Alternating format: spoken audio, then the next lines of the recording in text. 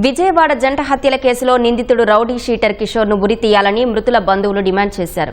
ఇంతటి కిరాతకుణ్ణి బయట ఎలా తిరగనిస్తున్నారని మృతుడు నాగరాజు బంధువులు ప్రశ్నించారు. విజయవాడ ప్రభుత్వ ఆసుపత్రి మార్చురీ వద్దకు వచ్చిన కుటుంబ సభ్యులు నాగరాజు మృతదేహాన్ని చూసి కన్నీరు మున్నీరుగా విలపించారు.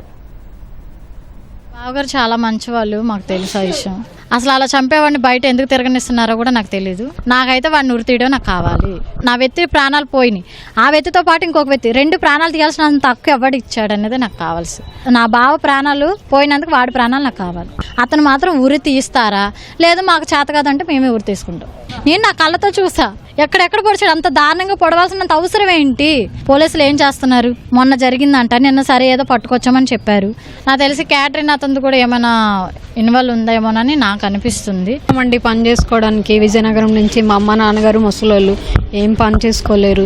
ఇక్కడికి వచ్చి ఇలా అయిపోవడం చాలా బాధాకరంగా ఉంది. మేము పని చేసుకున్నటోళ్ళం కాబట్టి కొంచెం ఏదో మాకు న్యాయం చేసేలాగా చేస్తే కొంచెం గవర్నమెంట్ తరఫు నుంచి కానీ ఆయన కురిసిక్స్ వేసేలాగా చూడాలి. మీరు క్యాటరింగ్ ఆయన దగ్గరికి వెళ్ళి ఆ పొడిసిన ఆయన ఎవరైతే ఉన్నారో ఆయన డబ్బులు తీసుకొని వచ్చారంట. మరి క్యాటరింగ్ ఆయన ఏమైనా పొడవమని ఇచ్చారో లేకపోతే ఏమైందో అసలు ఆ గొడవ ఏంటనేది మాకు తెలీదు. మాకు న్యాయం అయితే జరగాలి. అది